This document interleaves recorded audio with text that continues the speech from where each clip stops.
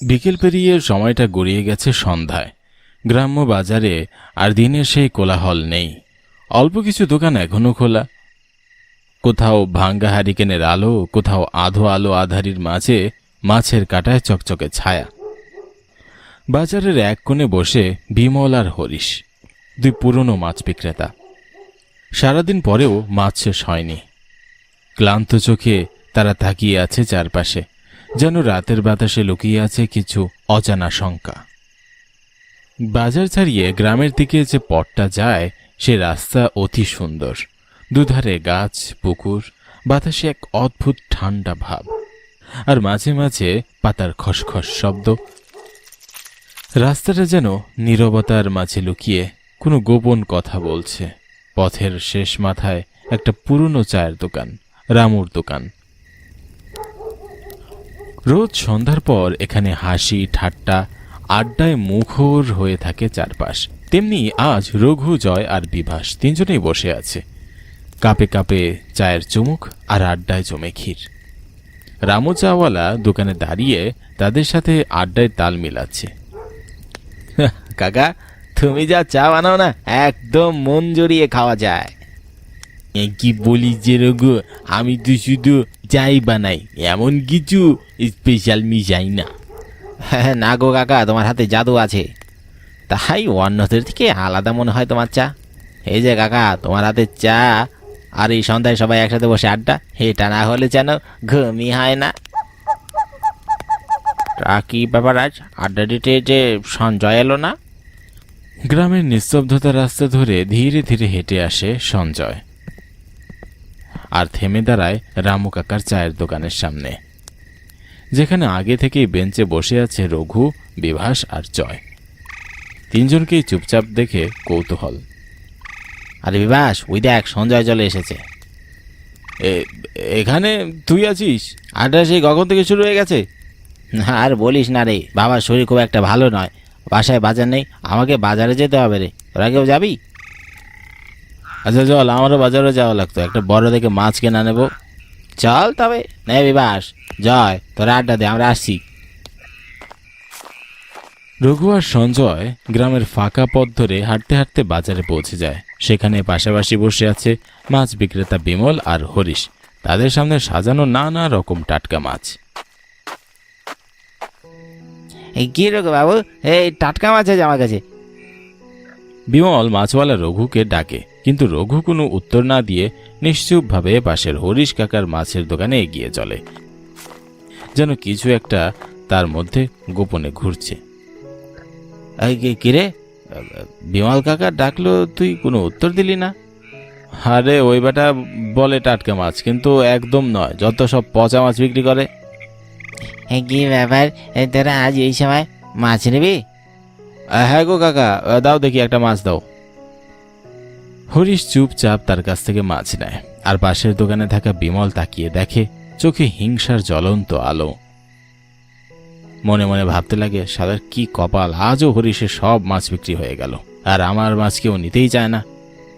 রঘু আর সঞ্জয় মাছ কিনে চুপচাপ বাজার ছাড়িয়ে হাঁটতে থাকে, যেন হরিশের দোকান থেকেই তারা পেয়েছে যা খুঁজছিল, আর বিমলের দিকে একবারও ফিরে তাকায় না। কি গো হরিশ দা, এ যে বৃষ্টি শুরু হয়ে গেল, রাত ভালো এসেছে, তোমার প্রায় সব মাছ শেষ, তা বাড়ি যাবে না? হ্যাঁ গো দাদা, এই তো বৃষ্টিতে আর তো থাকা যাবে না, তা তুমি যাবে আমার সাথে? হ্যাঁ, তুমি তো ওই মুদি দোকানের রমেশের সাথেই যাও। হরিশ দা, দেখছো না বৃষ্টি নামছে, আজ একসাথেই যাই, চলো, অত প্রশ্ন করো না তো, চলো তাড়াতাড়ি চলো। বিমল দাদা, পুরোই তো ভিজে গেলাম, চলো তাড়াতাড়ি চলো, রাত হয়েছে, রাতে জঙ্গলের রাস্তা খুব একটা ভালো নয়। আর অত কিসের ভয়, কিচ্ছু হবে না। জঙ্গলের শেষে রয়েছে একটা পুরনো বাড়ি। ইটের দেওয়াল জুড়ে শ্যাওলা, আর দোতলার বারান্দা থেকে ঝুলতে থাকা শুকনো গাছের ডাল, যেন কারো হাত বাড়িয়ে আছে কারো দিকে। বাড়ির ভিতরের মেঝেতে মোমবাতির আলোয় বসে আছে নকুল, বাঁধন, গদাধর কাকা আর পিয়াস। চুপচাপ তাসের খেলায় ডুবে আছে তারা। চারপাশে নিস্তব্ধতা, শুধু মোমের শিখা তুলছে, আর দেওয়ালে পড়া ছায়াগুলো কেমন যেন নড়াচড়া করছে। হঠাৎই নিঃশব্দ ঘরে কাপন ধরিয়ে দরজায় ভেসে আসে ঠক ঠক করে দুটো ভারী আওয়াজ। মোমবাতির আলো যেন কেঁপে ওঠে। তাদের মাঝে গদাধর বলে ওঠে, এই নকুল, কে এই সময় এলো রে, দেখ গিয়ে। চলো নকুল, আমিও তোর সাথে যাই।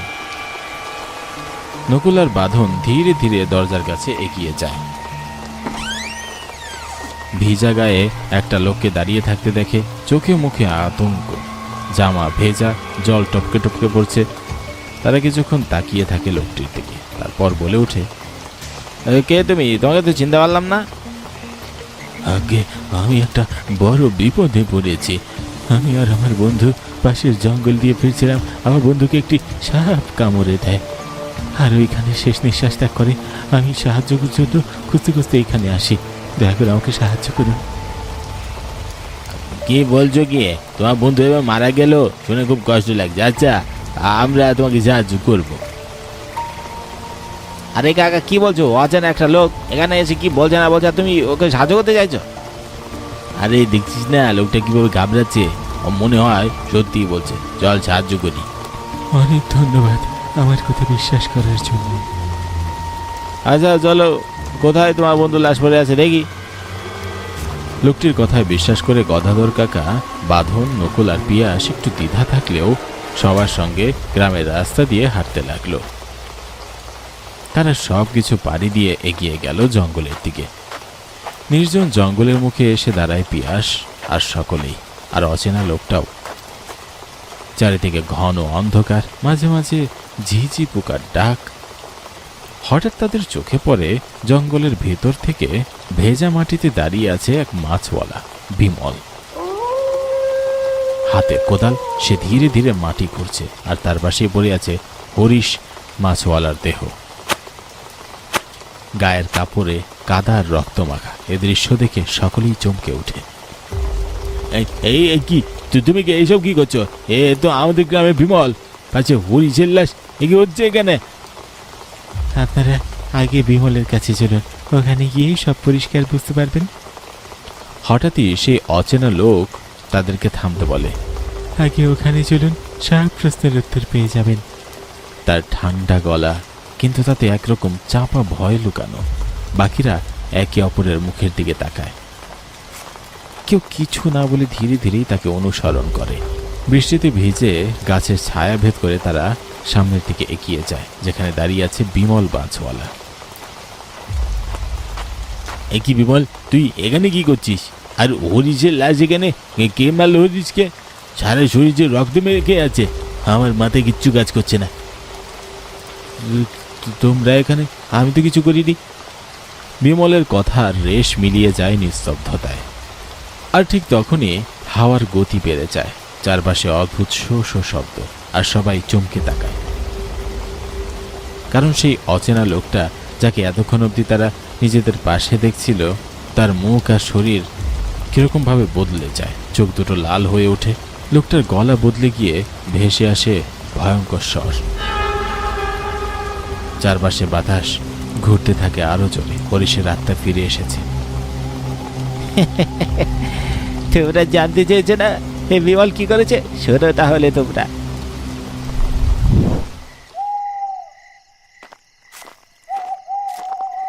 জঙ্গলের রাস্তা, অন্ধকার রাত, আর সারা রাস্তা জুড়ে এক ভয়ানক নিস্তব্ধতা। বাতাস আর গাছের পাতা দিয়ে বয়ে পড়ছে ফোঁটা ফোঁটা বৃষ্টির জল। দুজনেই হাঁটছে, কিন্তু বিমলের চোখে কোনো এক অদ্ভুত দৃষ্টির ছাপ। চলতে চলতে সে হঠাৎ থেমে যায়। কি বিমল দা, হঠাৎ থেমে গেলে কেন? থেমে গেলাম কেন? তোকে চিরকালের জন্য থামিয়ে দেবো বলে? এ কি বলছো তুমি? তোর জন্য বাজারে কেউ মাছ বিক্রি করতে পারে না, আর দিন শেষে আমাদের হতাশ হয়ে বাড়ি ফিরতে হয়। তুমি এমন করতে পারো না, তো তোমার মাথা ঠিক নেই। শান্ত হও বিমলদা। না বিমলদা, আমাকে মেরো না। আমি কখনো চাইনি তোমার মাছ বিক্রি না হোক। আমি তো কিছুই করিনি। বিমল তখনও তার দিকে ঝাঁপিয়ে পড়ে, মুখের অভিব্যক্তি যেন পাথরের মতো কঠিন।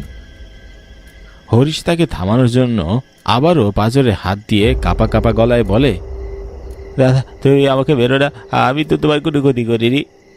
বিমল এক পলক চোখ তুলে তার দিকে তাকায়। চোখে তখন এক অদ্ভুত শূন্যতা, যেন সে আর কিছুই অনুভব করছে না। সে হরিশকে তার রাস্তা থেকে সরাবেই। মুহূর্তেই হরিশের পেটে সে ছুরি মারে, তাকে মেরে ফেলে, আর মাটিতে পড়ে যায় হরিশ। আর এইভাবে সে আমাকে ছুরি দিয়ে মেরে ফেলে, শুধুমাত্র বাজারে আমার মাছি বিক্রি হতো তাই জন্য। এই আক্রোশে বিমল আমাকে মেরে ফেলে।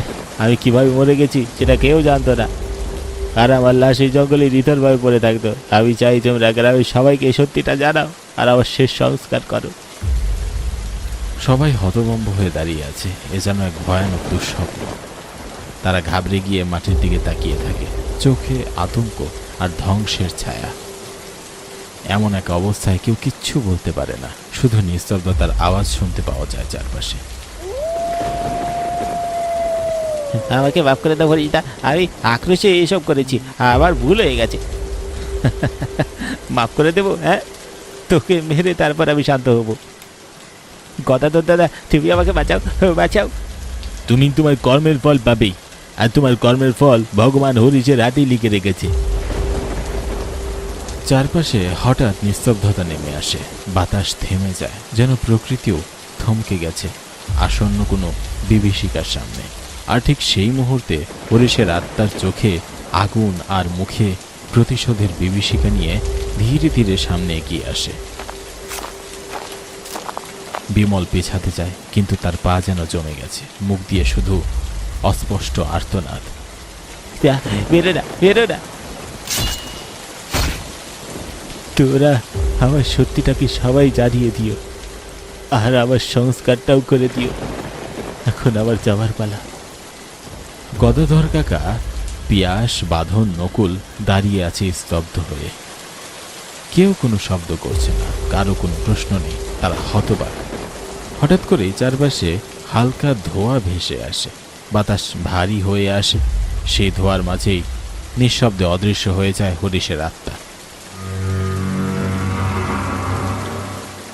রয়ে যায় শুধু এক রহস্যময় শূন্যতা আর এক নির্মম সত্য।